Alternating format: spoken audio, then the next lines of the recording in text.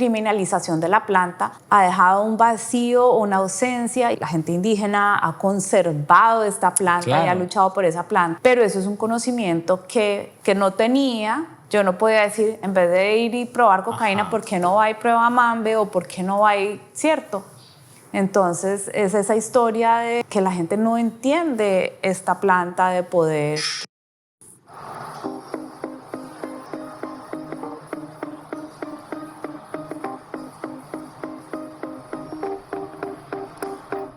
Bienvenidos y bienvenidas a Sin Borde, un podcast que explora las prácticas de artistas latinoamericanos que desarrollan su trabajo en la ciudad de Nueva York. En este episodio nos acompaña la artista colombo-estadounidense Tatiana Arocha. Su obra parte de una relación profunda con los ecosistemas tropicales y la memoria personal. A través del dibujo, el collage digital y los materiales orgánicos, crea paisajes que exploran la migración, la ecología y la resistencia. Conversamos sobre su conexión con el bosque como un archivo vivo, sus procesos creativos, cómo el arte puede imaginar futuros enraizados en el cuidado y la justicia ambiental. Bueno, bienvenida Tatiana, ¿cómo has estado? Hola, muchas gracias por invitarme. Muy emocionante estar acá hablando y en conversación contigo. Siempre que yo empiezo como estas conversaciones me interesa mucho entender cuál fue esa primera afectación o esa intuición que hizo que tú decidieras por el arte, ¿ves? ¿Qué hizo que tú decidieras ser artista o interesarte por este mundo? Son tantas como diferentes cosas. La primera, diría yo, que es una serie de personas que eran artistas. Una de ellas es Nancy Friedemann y su familia. Sus tíos eran ceramistas. Mi papá era el colega de la mamá de Nancy. Entonces, Nina Friedemann, Nina Sánchez de Friedemann y mi papá eran colegas. La hermana de Nina y su esposo eran ceramistas y yo iba a la casa de ellos a su taller de cerámica. Okay. Y me acuerdo viendo como esta vida de artistas hippies, ¿no? Que era como muy mágica. Luego Nancy fue profesora mía. Ella es aproximadamente 10 años mayor que yo. Entonces, cuando ella estaba en la universidad, yo de pronto tenía 10 años, esa es como la diferencia. Y también su estudio era mágico.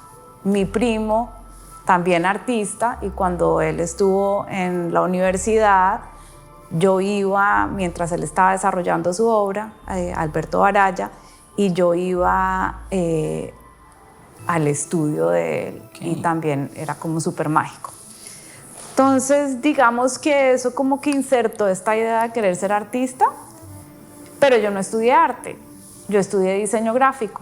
Lo que siempre pienso es que yo siempre quería ser artista, pero cuando tomé la decisión de estudiar diseño gráfico, la tomé muy basada de pensar, porque siempre estaba esta concepción del ser artista, no tener plata, quebrado. Claro.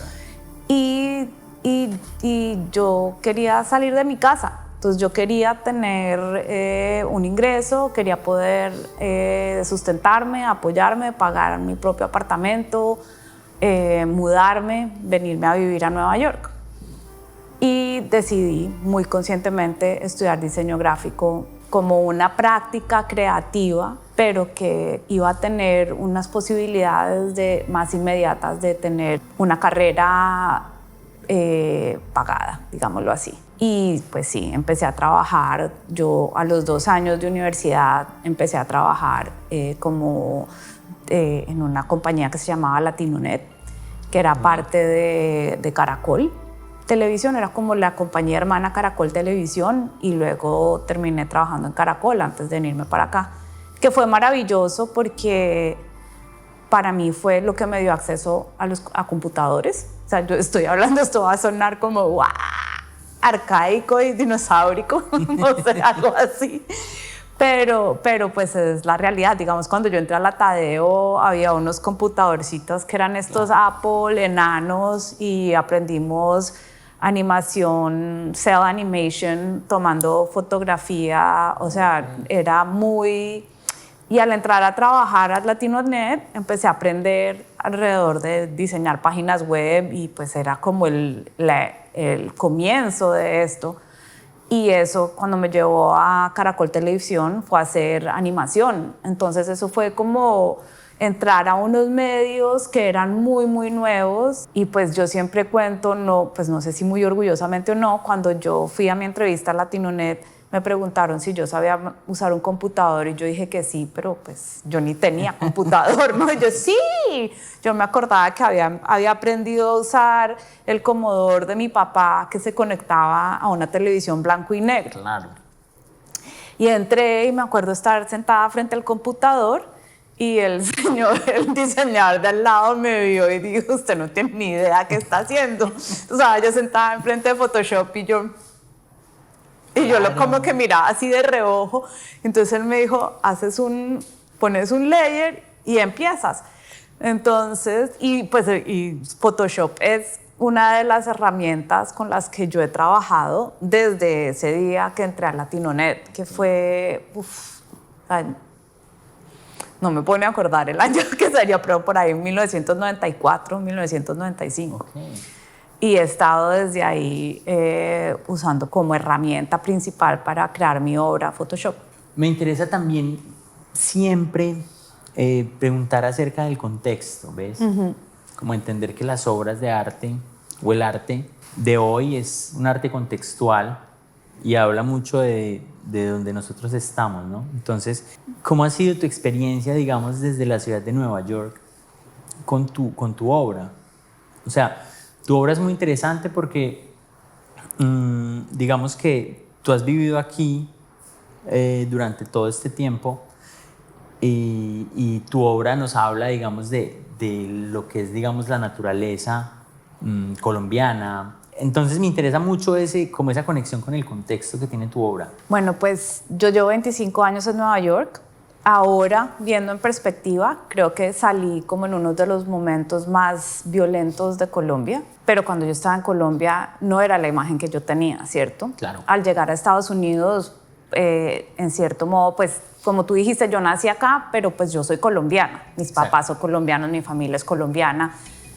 Yo tuve el privilegio de haber nacido acá, y cuando me refiero a privilegio es que nací con ese acceso a poder decir en un momento de mi vida me vengo a vivir acá porque tengo un pasaporte gringo y puedo llegar a trabajar.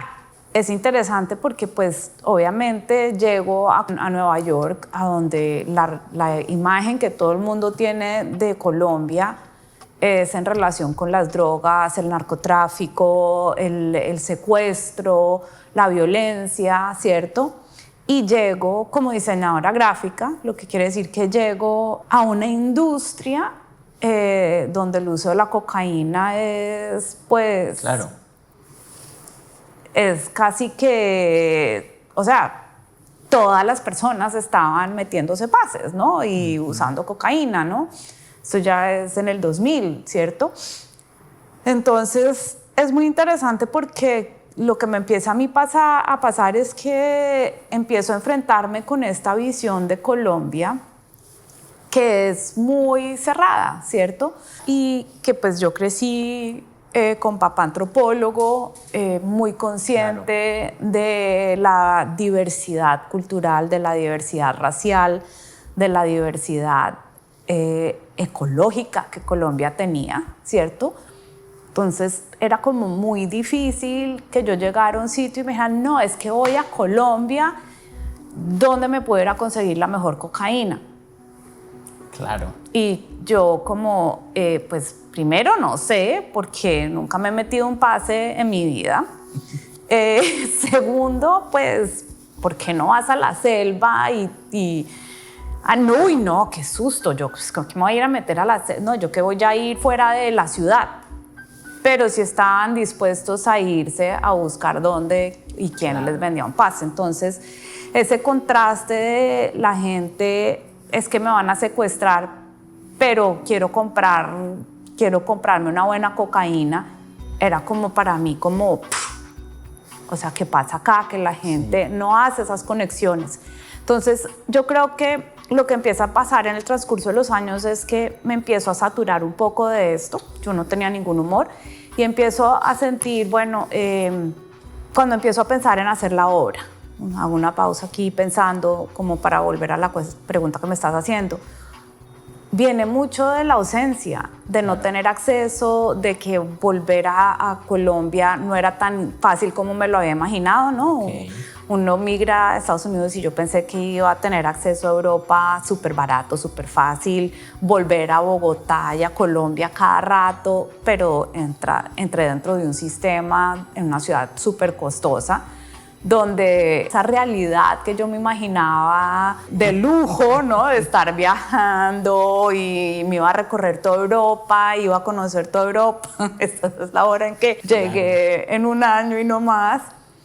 Cambió. Entonces empiezo a pensar mucho en esa ausencia de todos esos lugares, los cuales frecuenté desde chiquita, porque era algo que pasaba en mis vacaciones, ¿no? Había un amigo de la familia que abría un mapa, cerraba los ojos y donde cayera el dedo, arrancábamos para ahí y arrancábamos en carros con trailers, no, es que se me olvida la palabra trailer en español, con gasolina, porque no había gasolineras y nos íbamos, pues, en muchos casos hacia los llanos orientales. Buenísimo. Entonces era como esa ausencia y esa reacción, esa rabia a que la gente solo tuviera esta imagen de Colombia, claro, y no entendieran que era uno de los países más biodiversos del mundo y que no hubiera un entendimiento de la conexión entre lo que estaban queriendo consumir y que la plata se hacía acá y el impacto que claro, eso hacía en el país. Entonces, para mí era muy doloroso porque yo decía, están todas estas personas que pagan muchísimo dinero, quieren, consumen, están contribuyendo a la guerra que nosotros hemos vivido, a la gran parte por la cual uno sale del país, ¿cierto? Por esa desesperanza y yo lo digo desde una persona que tampoco, pues que no puedo decir que no fui afectada, porque creo que todos los colombianos hemos sido afectados, claro, pero a otro nivel, que he sido afectada a otro nivel, y yo decía, esto es, o sea, no puedo digerirlo. Entonces, eso motiva mucho a que yo empiece a hacer obra. Inicialmente, yo quería hablar de las selvas, y yo decía, porque la gente pensaban que Colombia estaba en Venezuela, que Colombia era Chile. Creo que las cosas han cambiado mucho 25 años más tarde, sí, pero cuando yo llegué era, tú eres chilena, ¿dónde es Colombia? Y yo decía, pues, Colombia es en la esquina, empieza Sudamérica con Colombia. ¿Cómo es que no saben? O sea, ni idea. Y entonces para mí era como, bueno, no sabían que había selvas, todavía la gente muchas veces tiene desconocimiento de que Colombia tiene gran parte del Amazonas, también está en Colombia. Claro. Hay desconocimiento de la selva del Chocó, que es una de las selvas más ricas. Entonces yo empecé como a hablar en mi trabajo sobre eso y también inicialmente sobre ese impacto ambiental que estaba conectado a la guerra contra las drogas, a la fumigación de las matas de coca y la extracción del oro. Entonces esa es mucha la motivación del trabajo y ahí es donde yo empiezo. Es más como voy a hacer y yo era diseñadora, luego pasé a ser ilustradora y cuando empecé a hacer ilustración, ahí es donde empiezo a hacer como el estudio de mi obra. Okay. Entonces yo empecé a hacer como estas pequeñas ilustraciones sobre las selvas y una pieza animada que hice para uno de mis clientes. Fue como una de las cosas en las que arranqué, que fue una pieza animada para Sundance Channel que era acerca de la Amazonía. Mira, oye, es muy interesante eso que me dices de la selva y cómo, digamos, traduces todo eso a una obra plástica, ¿no? Y me gustaría mucho entender ese proceso creativo. Entonces, ¿qué tal si nos cuentas un poquito cómo funciona ese proceso creativo en tu trabajo, ¿no? ¿Cómo haces, cómo es ese proceso de concebir una idea y cómo esa idea se lleva a lo material? ¿Cómo nace? No, estoy pensando porque es que tengo muchísimos procesos diferentes. Maravilloso. Y dentro de la obra he hecho diferentes formas de representar lo que estoy haciendo. Si me voy como por el lado de lo que sería lo más pictórico, pintura o murales, pero que son digitales, ese proceso empieza haciendo trabajo de campo, o sea, casi todos los procesos empiezan con trabajo de campo, en donde en ese caso yo empecé a hacer residencias, tratar de ir al lugar, el cual inicialmente yo empecé buscando, cuando empecé a hacer mis primeras selvas era internet, hojas de la selva, ¿no? Y todas las hojas que me aparecían eran las hojas que yo cogía y reilustraba y armaba como por medio de collage. Empecé mucho usando las láminas de la expedición botánica de José Celestino Mutis y reimaginándome las selvas a partir de hacer collage con esas planchas botánicas. Entonces eso fue como lo primero, era muy como collage, cogiendo esas imágenes y pensando en lo que había sido el impacto de la colonización y cómo desde la colonización se había empezado a establecer estas ideas de extracción por medio de las plantas. Ahorita estoy aprendiendo mucho más a cómo la colonización y la colonización del saber pasa. La colonización del saber es exactamente el nombre de un libro que empecé a leer donde hablan de cómo se hizo una colonización por medio del saber y por medio de las plantas. Claro. Entonces, eso para mí era muy interesante y esta pieza que hice para Sundance no la podía hacer con las planchas de José Celestino. Entonces ahí empecé a desarrollar lo que en este momento uso principalmente en mi trabajo. Y cuando hice eso inicialmente, que te digo, era como con plantas que encontraba en internet, como dibujos, basándome mucho en dibujos de grabados que se hicieron en el tiempo de la colonia y reconstruyendo todos esos dibujos para crear esta como memoria de cuando yo había ido al Chocó, de cuando había pasado tiempo en los llanos, como de todos estos lugares que yo había visitado y que tenía esa ausencia de ya no estar visitando o en acceso. Y apenas hice como esa transición definitiva de diseño a que me voy a enfocar en mi práctica como artista interdisciplinaria, empecé a hacer residencias que me llevaban ya a la selva a hacer un trabajo de campo. Claro. Entonces empecé a hacer como series de fotografías, ¿cierto? Ok. En donde me iba y decía, voy a tomar solo árboles, solo como hongos. Una especie de taxonomía. Como una... ¿Qué hacías? Yo diría que sí, como una taxonomía. Entonces, prensar las plantas y ahí mismo, entonces cogía ramas, tierra y hacía unos estudios de texturas. Entonces, esa combinación, digamos, por ejemplo, de la fotografía. Entonces, después yo llego y hago un collage con las fotos. Después de ese collage, aíslo una de las hojas y empiezo a dibujar una de esas hojas con todas las texturas que hice en ese lugar. Entonces tengo como archivos de miles y miles de texturas, estudios de texturas que son puntos, rayas, líneas, fondos, que luego empiezo a combinar para crear los elementos de esas piezas monumentales que hago, en las cuales yo quiero como que la gente quede inmersa en esos espacios, ¿cierto? Esas piezas para mí son como memorias mías también y memorias de cómo me sentí yo en el lugar, que empecé yo a aprender del lugar, del conocimiento de la gente que vive en el lugar, del conocimiento de las plantas. Y ahora en este momento ese proceso de pasar, de fotografiar, hacer las texturas, para mí es un proyecto que lleva años, que se llama Entrelazándome con el Territorio y es acerca del lenguaje de las plantas y de una forma de comunicación que yo he ido desarrollando con las plantas y con estos seres vivientes de los cuales voy a aprender. Y después está toda la parte escultórica, claro, que empecé a desarrollar mucho más recientemente y es como en reacción de cómo traer tridimensionalmente esas ideas. Y eso ha sido un proceso completamente diferente porque ha sido un proceso de colaboración con un colectivo de mujeres en Colombia que se llama la Fundación San Lorenzo de Barichara, y de empezar a imaginarme otros procesos y cómo traducir y cómo crear estos espacios dentro de otras formas. Y con fibras, es mucho más material, es más acerca del material, de la dimensionalidad, y ahí opero un poco diferente porque ahí yo creo que no estoy usando tantas referencias, pero ahí es más como... Claro, es como el material te habla ahí, ¿no? Exacto, me habla y entonces es diferente.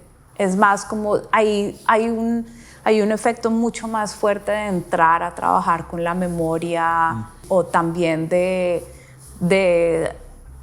tridimensionalizar algo que está plano, ¿no? Si estoy usando una foto, pero también creo que empiezo a pensar mucho en la memoria del tacto, ¿no? Entonces también tengo toda una serie de procesos de crear esa memoria con el tacto. Y sabes que yo he visto en tu obra que haces un uso como del blanco y negro, ¿ves? Me parece muy interesante ese uso o ese sistema de color que has ido como sintetizando en tu trabajo. Háblanos un poco de eso, ¿ves? Como de ese sistema de color. También veo como el dorado, ¿ves? Sí. Que te enfocas mucho como en pequeñas partes doradas. Sí, bueno, pues inicialmente, como decía, cuando yo empecé con el trabajo estaba hablando muy específicamente de las fumigaciones que hacen sobre la planta del Plan Colombia con las fumigaciones de la planta de coca y la extracción del oro. Entonces yo empecé usando el blanco y negro, uno para hablar como de cuando se hacen esas fumigaciones con glifosato, toda la selva queda como, y esto fue cosas que leí y que me las imaginé. Entonces los estudios decían, se hacen estos riegos de glifosato y la selva queda como gris.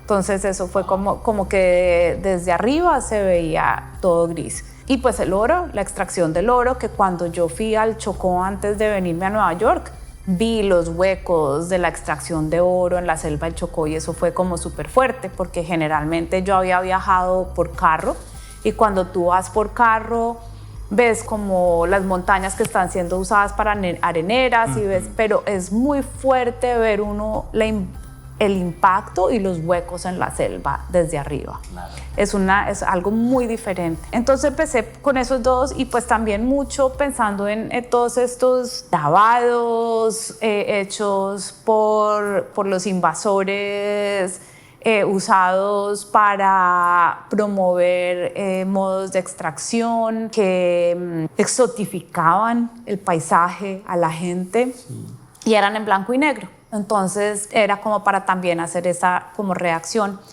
Y en la medida en que seguí trabajando me empecé a dar cuenta de varias cosas y es que el blanco y negro inmediatamente era una forma de crear una conversación.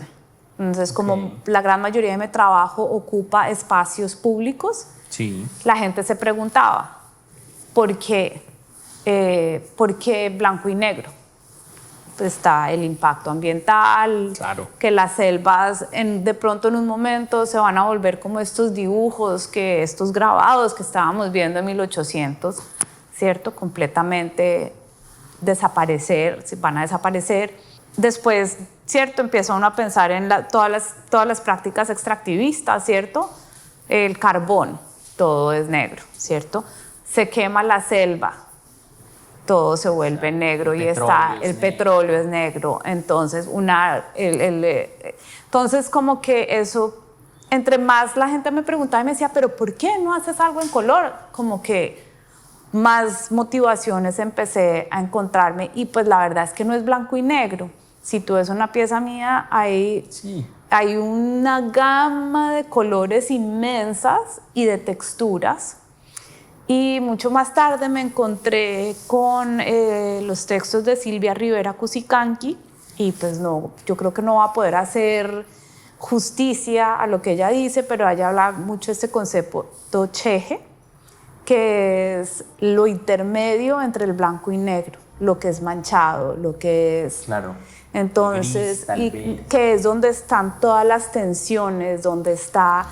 todo. Y eso fue como bellísimo porque dije, esto es lo que es no es ni blanco ni negro. Colombia es un país de tensiones, es un país es algo que... Como de intermedios. De intermedios, de complejidades. Claro, que es todo lo que sucede en la zona gris, ¿ves? Es todo lo que sucede en la zona gris. Entonces eso como que me dio como un poco más de fuerza de entender que también si yo hago un paisaje, hago una planta exactamente como se ve, con los colores que están... Sí, no es tu intención. Y no te va a generar pregunta, porque estamos acostumbrados a ver, primero hay muchos estereotipos alrededor de las selvas, de los paisajes tropicales, entonces es verde con las flores. Exacto. O ¿cierto? Esas tendencias de la moda del dark tropical o el green over pink, unas cosas así, ¿no? Exacto, entonces a mí eso me pareció como muy interesante y pues lo he seguido trabajando, pero también porque es que hay muchas texturas y esas texturas son muy ricas y cada una de las texturas que tú ves tiene una conexión con una historia. De dónde estuvo hecha, de cómo estuvo hecha. Hay una obra en donde todas las texturas fueron hechas por mi hijo, que fuimos a la casa de mi papá, donde mi papá estuvo enseñándole sobre los árboles que él ha ido creciendo y Joaquín estuvo aprendiendo sobre los árboles y luego hicimos toda una serie. Entonces, si yo me siento a ver una pieza y te digo, esa textura la hice en el Amazonas en tal fecha, ahora mi memoria está empezando a fallar y creo que tengo que empezar, pero digamos, pues tengo las texturas de dónde fueron hechas, en qué año fueron hechas, sí, cómo las hice. Y el último trabajo que estaba haciendo ha sido mucho con mambe, es usando mambe para hacer estas texturas y más pensando mucho ya en la planta, en la coca, en cómo comunicarme, cómo aprender de la planta estando fuera de tener alcance a la planta por su ilegalidad, ¿no? Esa es una pregunta que tenía para ti también, exacto. ¿Cómo logras acceder, digamos, a ese material? Entendiendo que aquí es como una planta súper satanizada y que es terrible. Pues es aterrador responder esta pregunta públicamente, digámoslo, empecemos desde ahí, pero por ejemplo alguien trajo mambe en algún momento, me lo trajo y llevo años como trabajando con esos, usando ese mambe como un tesoro. Claro. Digamos, por ejemplo, la primera vez que yo empecé a hacer trabajo fue una plantica que me encontré en Perú. La primera vez que yo vi una planta de coca la vi en Perú en una residencia que estaba haciendo y corté la matica, la prensé, siguió la residencia. Cuando me iba a venir, hablo yo con mi esposo y mi esposo, dejas esa mata. Y yo no pude dejarla. Y me traje esta matica prensada. Mira, haz de cuenta cómo es, ¿cierto? Okay. Entre la maleta. Llegué y la puse en el fondo de un cajón en mi estudio, muerta del susto, y duró metida entre ese cajón 2 años. Wow. Y en COVID saqué la planta porque en el 2019 yo había ido a Leticia, había pasado una semana con la familia Neguedeca aprendiendo sobre el mambe y no me había traído mambe, me había traído un poco de ambil que me habían vendido al final de mi estadía y saqué las hojas y empecé a hacer un ejercicio de frotarlas. Y fue la primera vez que saqué, pero empecé a enfrentarme con esa sensación de que la planta es una planta bellísima, divina, que es una planta claro, que no tiene todo lo que la planta no es, sí, pero igual esa sensación de estar haciendo algo prohibido, algo ilegal, de cómo no tener ese conocimiento. Claro. Y enfrentarme con eso, ¿no? En cómo esta criminalización de la planta ha dejado un vacío, una ausencia y ha borrado una historia muy, pues, la historia sigue allá. La gente indígena ha conservado esta planta claro, y ha luchado por esa planta, pero eso es un conocimiento que, si vuelvo al 2000, que no tenía, ¿cierto? Cuando me venían y me preguntaban a mí dónde puedo ir a comprar cocaína. Yo no podía decir, en vez de ir y probar cocaína, ¿por qué no va y prueba mambe? O ¿por qué no va y, cierto? Entonces es esa historia de que la gente no entiende esta planta de poder, que no han tenido y que no tenemos acceso a ella como para realmente aprender. Sí, sí, ahí es donde, a eso me refería, digamos, con los contextos ahora, porque, digamos, hablar de la coca o de la planta de coca desde aquí es muy diferente, digamos, si tú puedes hablar de la planta de coca como teniendo cerca la planta de coca, ¿entiendes? Es como Sí. esa cantidad de tensiones que da el territorio y Sí. que dan las cargas que como que se le indilgan a las plantas, ¿ves? Sí. Como que en realidad una planta es una planta. Y yo creo que eso es un paralelo muy fuerte a lo que también significa ser migrante en este momento en Estados Unidos, ¿no? O sea, hace poco aprendí que muchas de las personas que migran llegan con un grillete. Yo, digamos, eso, pues como yo no he tenido que experimentar el entrar ilegalmente a este país o entrar en un estado ilegal, eso es fuertísimo.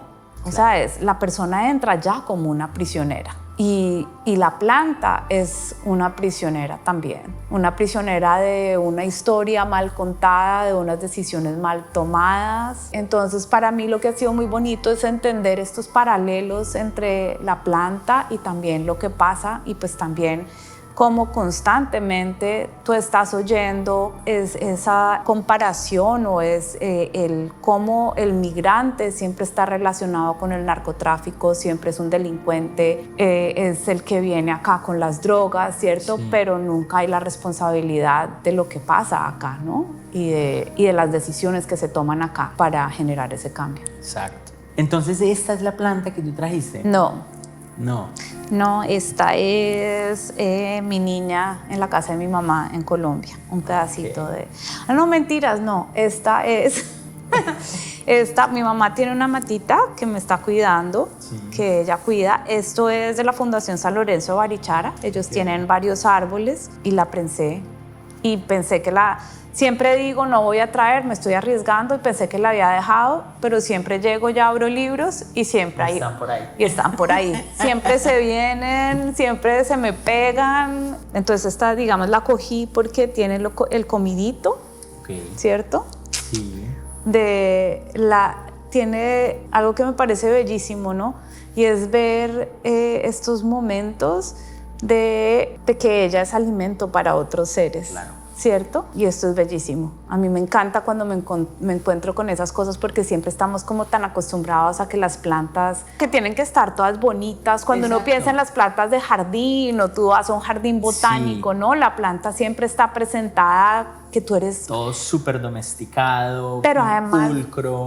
Pulcro, Sí. y tú eres, pero... Entonces tú llegas a tu casa y la planta que se le murió una hoja, uno es como...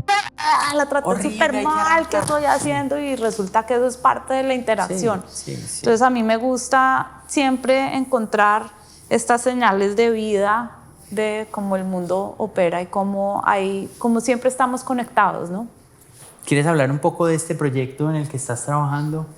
Sí. Cuéntanos un poco acerca de este proyecto, qué se viene para ti, qué estás haciendo ahora, qué podemos ver aquí. Bueno, pues ahorita estamos en Snock Harbor Cultural Center. Este edificio particularmente es The Newhouse Center for Contemporary Art. Yo llegué acá porque hay una pieza de arte público mío, que tenemos que ir a que la vean, permanente, comisionada por Percent for Art, por la ciudad de Nueva York, que está en otro de los edificios de acá. Esa pieza la instalé en el 2021 y fue lo que me trajo a estos jardines. Y cuando llegué acá, me hablaron de este espacio y empezamos a hablar sobre la posibilidad de una exhibición en este espacio.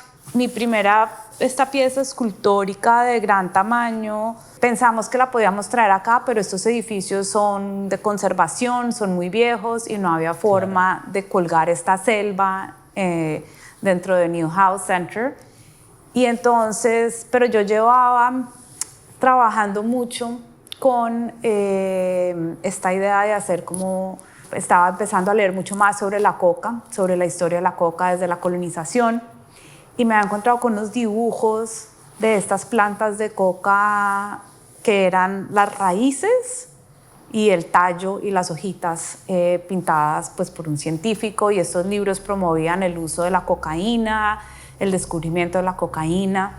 Y a mí me empezó a dar muy duro ver estas imágenes y como la planta desnuda, ¿no? Era como la planta, o sea, ver las raíces de una planta es como si a ti te hubieran empelotado, te hubieran dibujado, te hubieran... Y también esta conexión en que la planta también para ser radicada tiene que ser arrancada desde la raíz y que es una planta que crece por el contacto, por el amor, por quitar las hojas, que se alimenta de la relación con la persona o con quien la cuida. Entonces empecé a pensar en cómo traer de vuelta, cómo darle agencia a la planta de vuelta, y empecé a pensar en esta instalación que reacciona al sitio de colgar estos árboles de coca. Inicialmente pensé que los hacía en tela, hay uno que después, y que colgaba los pedazos de tela y me imaginaba como esto, y cuando los empecé a imprimir así no me gustaron y yo había pasado, como había hecho la escultura anterior en la fundación, Margarita, una de las artesanas, ha desarrollado una serie de animalitos súper simpáticos y Joaquín hizo un gallo de unas patas largas y todos los días yo veía las patas de este gallo y yo...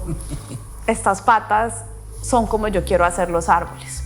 Entonces empecé a pensar en cómo la construcción de estos árboles a partir de esa idea, y empecé a mandar los dibujos, empecé a mandar dibujos a Margarita y empezamos a trabajar desde larga distancia. Una vez ya tenía concreta la exhibición acá, llevamos como un año, todo el año pasado ella me mandaba árboles, yo empezaba a pegar las raíces. Este año fui y desarrollé los 50 árboles con Margarita. Y las hojas están saliendo de los libros antiguos que se imprimieron en 1800, promoviendo el descubrimiento de la cocaína, donde todos los científicos europeos son enaltecidos y la gente indígena es reducida a un nombre y a una ilustración. Con la pieza estoy contando como esta historia de agresión, de borrar, de eliminar un conocimiento, y que últimamente, cierto, estaban promoviendo la cocaína y después toda esa serie de promoción hacia la cocaína, de mercadeo, ¿no? Es que tengo acá, por ejemplo, el Papa promovía el uso de la cocaína, ¿no? Con un vino que se llama el vino Mariani, ¿no? Entonces está todo esto y después, ¿qué es lo que entramos? Entramos en una promoción súper fuerte del uso de la cocaína, después se criminaliza la planta y empiezan a criminalizar a las personas que tienen el conocimiento de la planta. Sí. Y no a quienes, o sea, es algo que es como una ironía, y se empieza entonces, ¿qué? Empieza el mercadeo alrededor de como la guerra contra las drogas, la campaña de la mata que no mata, ¿no? Toda esta serie de campañas que también son las campañas raciales muy fuertes. Entonces es como una retrospectiva de obras que yo he hecho durante este tiempo alrededor de esta temática, obras nuevas, como lo va a ser Sueño con Jardines de Coca, y también en la medida en que yo estaba aquí en este espacio, que son jardines botánicos, presenté la idea de hacer una serie de talleres con un grupo muy específico de mujeres migrantes, en donde pasábamos por este proceso que yo he tenido para hacer las piezas que son bidimensionales, de reconocimiento del territorio, de relacionarnos, pero también como una forma de expandir lo que la planta de coca significa, y es que para muchas culturas de los Andes la planta de coca, la madre de todas las plantas, y quien te permite esa conexión espiritual con las plantas, esa conexión con la tierra. Entonces, que yo he ido aprendiendo, entonces es como una forma también, estos talleres los he diseñado súper detalladamente para crear un espacio de cuidado tanto para mí como para las mujeres que están acá, de explorar ideas nuevas, pero también de dar un espacio donde se puedan traer conocimientos y se intercambien conocimientos. Y también encontrar un lugar de pertenencia, porque creo que como migrante, si yo que tengo un pasaporte, nací acá, siento que no pertenezco y ese mensaje siempre se siente, pues no me alcanzo a imaginar cómo las personas que siguen esperando a que les den espacio les acepten vivir acá, les den sus papeles, cómo eso también puede sentirse. Y la verdad es que ha sido un espacio muy bonito y es increíble también lo que he llegado a aprender de estas mujeres. El primer taller hubo una mujer que estábamos hablando de esta idea de pertenencia y ella dijo, pues bueno, uno siempre está pensando en cómo era en su país, cómo pasaban las cosas, y dijo, pues no, yo tengo que hacer mi vida en este país como la haría en mi país. Entonces, ¿de qué se trata eso? Saludo a la gente en la calle, me hago amiga del señor de la tienda, lo saludo, me aprendo el nombre, estoy en contacto con la gente, yo pertenezco acá. Y eso es muy lindo en una ciudad como Nueva York, donde realmente a uno se le olvida decir, puede uno, y yo llego a Colombia y hay veces me da vergüenza porque entro a un edificio y la vecina de mi hermana del primer piso me dice buenas tardes, ¿no? Y es como que me regañan porque pasé y yo tengo que entrar otra vez, ¿no? Y después llego acá. Eso se pierde, acá es, no. Sí. Tú no sabes quién es tu vecino.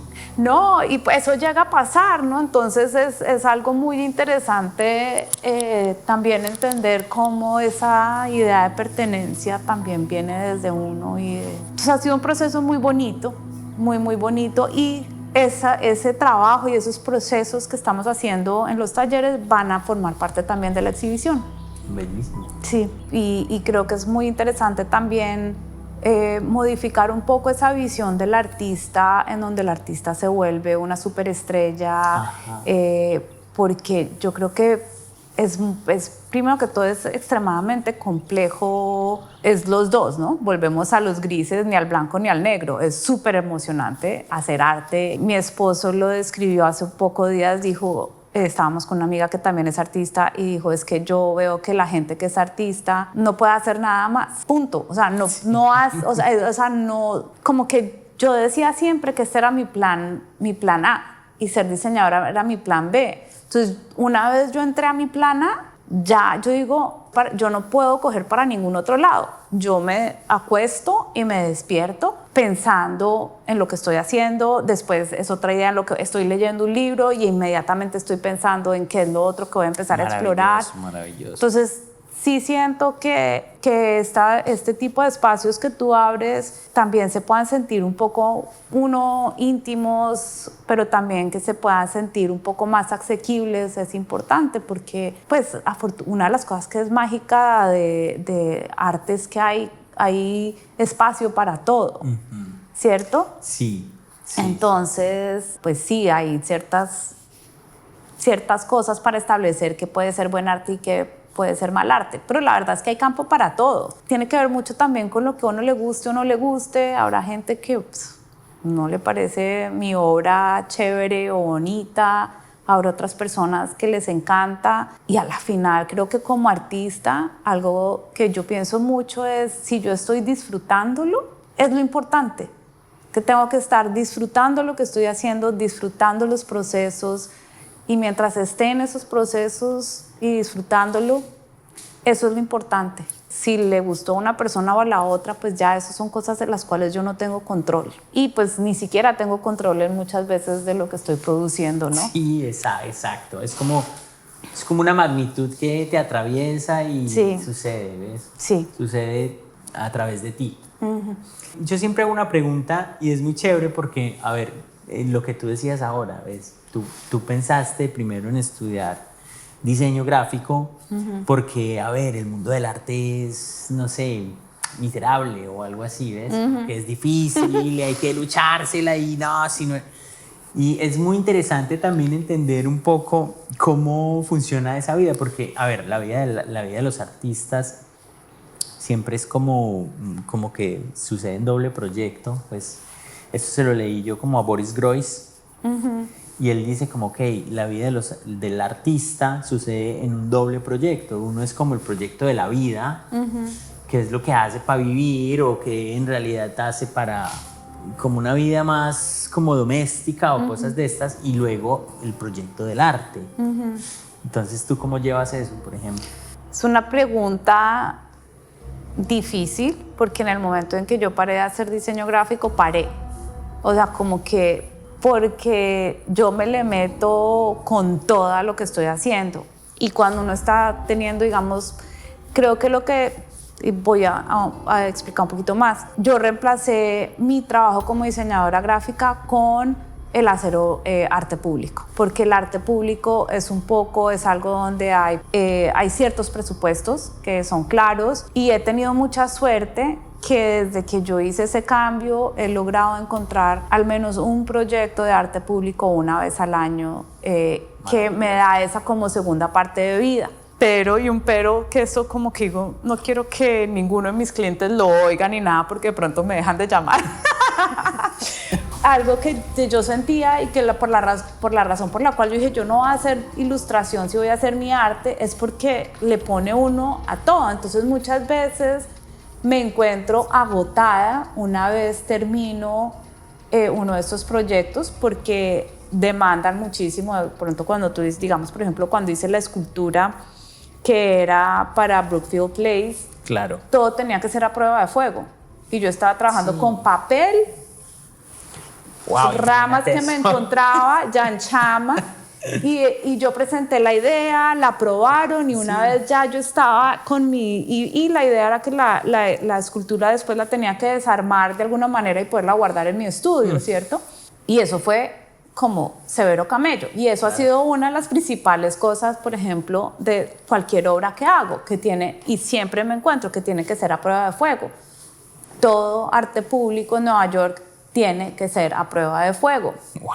Entonces, ese tipo de complejidades, ¿cierto? Ahí ya, en ese momento, la obra empieza a dictar el material en el que tiene que estar hecho, y ahí empieza a cambiar un poco esa relación al material o al proceso. Y es muy emocionante, o sea, soy una experta en cómo hacer cosas a prueba de fuego. O sea, yo ya le digo a los artistas si alguien necesita. La última vez me pasó que dije, me voy a certificar para yo misma hacer esta certificación de que está a prueba de fuego, claro. Porque la última obra yo tuve que hacer a prueba de fuego porque el material con el que estaba trabajando, la gente a la que se la mandé a que me la hiciera a prueba de fuego no lograron, y solo yo pude lograrla, que es rarísimo. O sea, yo fui, y entonces ¿qué fue lo que me tocó hacer? Cubrir toda la obra, y luego llegó una persona que se demoró 5 segundos en mi estudio, cogió un pedacito de la obra, cogió un encendedor, la prendió, no se prendió, firmó un papel y se fue. ¿Qué? Entonces, como que yo decía, pues yo tengo que hacer el curso, porque a la final terminé yo haciendo todo el trabajo, y digamos, ese tipo de cosas son súper estresantes, claro. Porque tú terminas la obra y la cubres, y yo llevaba quemando pedazos todos los días, quemaba para asegurarme que la cosa no se fuera, que realmente estuviera a prueba de fuego. Y tenía que llamar a alguien, y yo decía, ¿qué pasa si ese señor llega y ese pedacito, si solo un pedacito se hubiera prendido en fuego? No, y ya estaba la obra terminada, me quedaba una semana para instalarla. Wow. Entonces, esa es mi otra vida. Y sale uno de eso y es como... Exacto. Queda uno exhausto. Entonces hay veces yo pienso que de pronto es importante dentro de esta doble vida de pronto hacer algo que te ayude en tu sustento, que sea completamente diferente a lo que es la obra, para que uno no quede como cansado para llegar a hacerlo, sino que sea al revés, que sea como... Yo tengo amigas que montan exhibiciones, entonces ellas trabajan haciendo montaje, y eso siempre me ha parecido muy interesante. Yo digo, eso es como una muy buena idea. Claro. Porque es físico, ¿cierto? Pero está uno viendo la obra de otra persona, está uno aprendiendo de otra persona. Es muy, llegas, montas, tienes una responsabilidad, pero tu mente puede seguir. Exacto. Sí. Sí, es que hay muchos vectores, ¿ves? Sí, total. Es muy complejo. Y claro, uno lo ha visto en la vida de todos los artistas, y que ha funcionado como de esa manera, ¿no? Bueno, Tatiana, muchísimas gracias por estar con nosotros y siempre mostramos aquí como las redes, tu página web y cosas para que tú puedas seguir. Y de nuevo, muchas gracias. Pues muchas gracias a ti por abrir este espacio dedicado como a escucharme, a oír sobre mi práctica. Muy, muy, muy chévere y muy importante. Gracias. No, gracias y nos vemos en el próximo episodio. Gracias.